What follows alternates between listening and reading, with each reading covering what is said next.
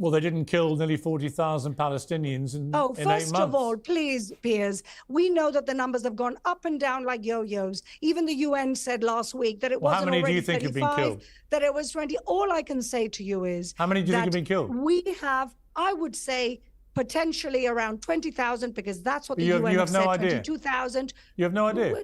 Let's not start with this line of questioning. Actually, I'm going to start with this line of questioning. I don't think Churchill knew in the middle of the Second World War how many Germans he'd killed. And so this is a farcical question. What I can tell you is that you just gave me a number, but you've no idea why you've got that number. That's what the UN says. The UN says, according to the so-called Gaza Health Ministry, let's take their number. Let's take the number, the mistaken, corrected number of the Gaza so-called Health Ministry, all terrorists underground, hiding like cowards. But let's say now they're saying 22,000. We know we've killed 14,000 terrorists. No, you don't. Now you... All right, y'all, so buckle up, because we're diving into a debate that's hotter than Sahara Desert. Piers Morgan is going head-to-head with Fleur, and let me tell you, it's gonna be a wild one. Fleur's trying to defend Israel's action in Gaza, but her arguments are wobbler than a Jenga towering in an earthquake. She's throwing out numbers like a confetti, but when it comes to civilians caught in the crossfire, crickets, absolute crickets. Stick around, because Piers is holding Fleur's feet to the fire. And trust me, you don't want to miss this showdown. And just a quick FYI, this debate happened a couple months prior to the ceasefire agreement. Tell me. Don't. Yes, we do. No, you yes, don't. we do. So you tell me. No, we know I'm sorry. I'm not having that. I pressed the Israeli... We know how many brigades... Hang on. We know how many brigades we've gotten rid of. We know how many brigades Hang on. I'm going to respond to you. I did put this... We know how many brigades. I put this to an Israeli government spokesman. I asked him, how many Hamas have you killed? And he gave me this figure. And I said, how many civilians have you killed? And he had no idea. I said, well, then how can you be so precise about how many terrorists you've killed? You can't. If you've got no idea how many civilians you've killed, why should I believe a word about the numbers of Hamas? Because we know how many brigades they have, because we have that intelligence. We know how many brigades So just to be clear, to be clear, you know exactly how many terrorists you've killed, but you have no idea how many civilians. We estimate... Absolutely. We estimate that there's about 14,000 terrorists, which we've gotten rid of. We know how many are left. There's 4 brigades, and that's why we're in Rafah.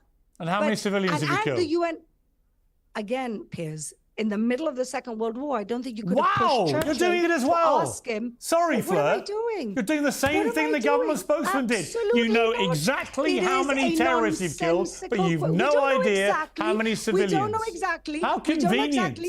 We don't know exactly. How convenient that Israel knows exactly how many terrorists you've killed, but you've no idea how many innocent women and children. Do you believe the UN numbers? Huh? Do you believe the UN numbers? I just find it staggering that you'll all come on and say to me, we know we've killed 14,126 Hamas, but we've no idea how many civilians. Because we know what the army that we're dealing with is. We know what the terrorist army that sorry, it's nonsense to say you can count one and not the other. Absolutely not. It's nonsense to even ask the question. I don't know who in the middle of a war starts counting here. You're counting the people that they've killed. You're counting. No, we know how many are left. Sorry, you're counting, but you're only counting one side. Piers, you seem to be a little obsessed with this counting. Yeah, I'm obsessed with how many civilians are being killed. All right, let's say we take the so-called Gaza Health Ministry's numbers, the corrected version. Do you remember what that is now? That was the number of people they could actually put a name to, right? The corrected they could put a name to. So we went. And you think that's the total number of civilians killed? The last time I was on your show, you had Barghouti saying that there was 40, 50, 60,000 dead. Let's just add numbers on, because why not? Everybody will believe you anyway. And then we had the corrected version of the numbers, which went down to about 24,000. They were the names of people. They were the ones they could put a name to. They don't know how many people are lying in rubble still. They've no idea. People have been killed. We know how many. People have been killed in gigantic numbers week in, week out. You know that, and I know that. I've interviewed doctors. I've interviewed doctors in hospitals saying 500 people have been brought in every single day. But what staggers me, Fleur, what staggers me is that you, like the government spokesman I interviewed, you are certain you know exactly how many terrorists you're killing, but you've no idea how many civilians. Let me bring you Wajahat. We know how big the army. We know how big. Let me finish. No, I'm going to come to Wajahat. I've given you a chance to respond. When Al-Shifa Hospital can't just keep talking. When Al-Shifa Hospital was bombed by the Palestinians, we're not going back again to that. They said there were 500 dead. The next day, when it turned out to be a Hamas rocket, there were 26 dead. I know. Think about that every time you believe the numbers. Let me come to Wajahat. this is my problem with when I get into numbers with the Israeli side, is that they seem to be utterly emphatic in their knowledge of how many terrorists they're killing, but no idea how many civilians, and almost don't care. It's the fog of war. Churchill didn't count. The fog of war was used by the UN, not us. Well, when they were I'm asking Wajahan. Sorry, when they were justifying the wrong numbers. You could let him speak, that please. Was their expression. Let him was speak. Their expression. Let him speak, please. Wajahan. It's not that they almost don't care, Piers. It's that they don't care. And we know that the number is probably higher than 36,000 people killed. You and I have eyes. The world has eyes. We have seen Rafah get bombed. We have seen the charred bodies. We have seen Israel bomb churches, mosques, refugee camps. We have seen Israel kill the staff of World Central Kitchen and then say, oops. We have seen Israel occupy Palestinians in the West Bank. There's no Hamas in the West Bank. What's Israel's excuse for killing over 500 people in the West Bank? With Ben Gvir handing out, excuse me, with Ben Gvir handing out weapons to extremist settlers. Listen, of course you know, but to you, can I just say, but to you, Hamas doesn't control the West Bank. Facts, please. But to you, every Palestinian is a terrorist. You don't care about the women. You don't care about the children. You don't care about the majority of people that have been killed are civilians. To you, it's all terrorists. You don't know anything. You just accuse I can judge you by. Can I just finish? I let you. I didn't say a word. Can you let him finish his point? I didn't say a word. Keep talking over him, Fleur. Let him finish his point. He's lying. First of all, well, he listened to you. So let him speak. This is what I say is she represents the general psychopathy of the Israeli government, where they come on television and they think the rest of the world actually is like them, that they don't see Palestinians as humans, and they say these talking points. And Piers, sometimes when you invite me to debate, I sit here and go, I don't have to say a word, because they're undermining themselves and their own cause in front of the global stage right now. I mean, the fact that she knows, but like somehow magically, they're all terrorists, but when you ask them repeatedly, well, how can you not know how many civilians there are? And they say, well, we don't know. What civilians? And then she goes to World War II, compares Palestinian moms and children to Germans, to Nazis. Okay, fine.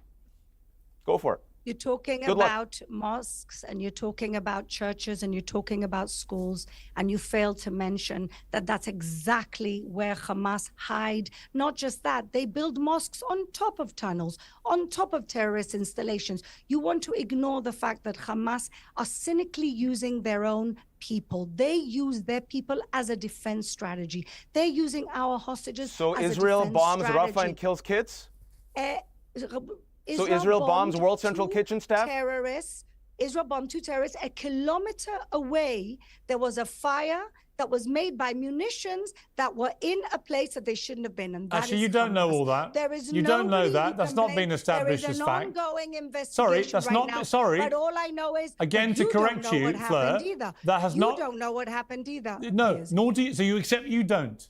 We are at the moment investigating. Sorry, you just accepted you don't.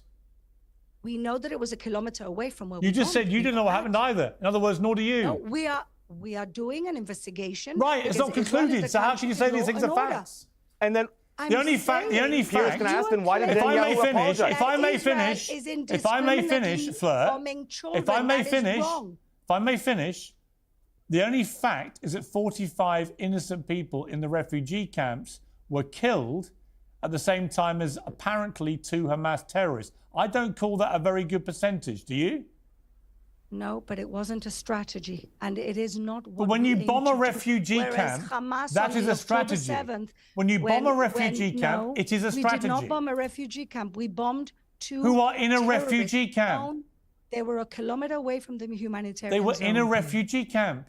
They were a kilometer away from the humanitarian zone. In a refugee camp. Where we moved people in order to put them in harm's way. You moved them there and then you killed them. Hamas keeps them in harm's way. When babies were baked in ovens on October 7th, that was a strategy. When Israel tries to weed out the terrorists, and there are unfortunately casualties, it's not a strategy. That is not what we aim to do. Those casualties are beheaded babies in Rafah. That really? Yes, that bomb dropped in Rafah tent. I saw a beheaded baby and that babies night. were beheaded. It was horrific. That's what happened in Rafah. Really? And you know why they went to Rafah, Piers? So, hang on, Can we you're connect it real quick? Fleur, Can we hang connect on, the I dots? don't hang on. accept it. Fleur, just to I be would need clear, some are you proof. denying that there were any video footage of a baby beheaded? I have not seen anything. Really? And I know that the Israeli army would never do anything like that. No, sorry, the baby's head was blown off. Oh, okay. Listen, when It's there's killed a bomb... 36,000 Palestinians. Oh, well, that's what you say. Apparently, you know the numbers better than the UN and The fire the that army raged through and that everyone refugee else camp did that damage was to that tragic. baby. was absolutely, and it was But tragic. it's going to happen again and again if you bomb people in a Yes. refugee camp. Well, we weren't aiming to bomb people in a But refugee you camp. are We were going to aiming kill them to if you keep eliminate dropping two bombs terrorists with in a blood refugee on their camp, aren't hands. you? You're going to That's kill why civilians. We took almost 1 million people and put them in a humanitarian And how many zone. have you left? That's why we did. How many have you left? Which army in the world is actually warning ahead of time where we're going to be attacking in order to put people out of harm's way that its own authority, its own government puts in harm's way? Nobody's doing that. War is Where are they ugly. going to run War to is over a horrible. I'm sorry, War I have to is say horrible. something. Where I have to would say they something. run to? Where Well, maybe are the they going brethren, to run to maybe when? Egypt. Just let me finish. Maybe somebody should demand Egypt to I help have out I've here. listened to you. Just give me 10 seconds. The Israeli government has bombed Gaza. There's over 1.5 million people displaced. They moved to Rafah for safety. What did Israel do? Cross Biden's red line, the greatest ally, United States, and bombed Rafah. These people, as Piers were saying, were in a safe space. They were in a safe zone, in a refugee camp, and now we have charred bodies and beheaded babies, and Benjamin Netanyahu says, I don't care. No ceasefire. I'm going to continue bombing Rafah. And now you have openly admitted they should go to Egypt. Now, if you want to send them to Egypt, which I know you do Egypt because you could just said it, help out. that is Look ethnic what happened in cleansing. the Ukrainian That war. is No, ethnic it's cleansing. not. And that No, it's not. is a genocide. No, why is that it would be a ethnic genocide. cleansing? That's so you're saying that at the moment Because there's you're no bombing genocide. them Well, out. At least that. Okay. All I can say to you is this: Ukraine had a war, and all of the neighboring countries took them in temporarily in order to help them out in a situation where there is bombing going on. Now, Egypt has a border with Rafah, with Gaza. Now, not only are they not helping out, even temporarily, taking people out of harm's way, they built 3 walls, and it was discovered that 50 tunnels that were smuggling in arms Because from it's Israel's Egypt. responsibility. Israel is the occupying No. power. Why should Egypt help? We are not- Israel why are should we stop occupying? killing We left in Palestinians. 2005. It is your responsibility. We left It is your 2005. responsibility. You are the Why are we- occupying power. Why do you want Where? to kick out Where are we the Palestinians to occupying- Egypt? And by the way, where are do you we think the occupying power? do you think Palestinians will be allowed to return in Netanyahu's Israel, where he says there's no 2 states? Do you think Ben Gvir and Smotrich will allow these Palestinians that you care so much about, that you're going to move out to Egypt and Jordan? Do you think that the government of Netanyahu, your government, will you allow these refugees to come back? You know, all these hundreds of thousands of refugees that you've allowed to come back over the past 7 years? What would happen? Do you think they really will be allowed to come back to your Israel? Listen, we never left. We left in 2005, and we pulled out 8,000 people and their businesses and farms not to come back. Why did we do that? Why did we go through all of that trauma? And you're still of pulling out occupying. people? No, why are we occupying? Because we tried to stop Iranians from sending arms to Gaza? Another myth, another lie. We left in 2005. We If left you the let, Palestinian okay, let me ask leadership- you this. We left the Let me ask Palestinian you leadership this. to their own Let me devices. ask you And this. look what happens. Let me ask you And this. Look what happens. Let me, Piers, Fleur, every please time stop we try talking. land for If I'm peace, asking you a look what question, happens. my question Look is what this. happens. My question is this. If there's no Yeah. occupation, how is it that at the start of this war, Israel was able to turn off a lot of the water into Gaza, a lot of the food into Gaza, a lot of the energy into Gaza? If you're not an occupying country, how are you able to do that to another country? A blockade is not an occupation. What is Piers. it? And a blockade is not an occupation. What is it? Legally, a blockade is What not. is it? Well, first of all, there was trade going on between Gaza and Israel before October 7th. We gave out 20,000 work permits. People were working all across Why are the Palestinians Gaza not envelope. entitled to the same rights as Israelis?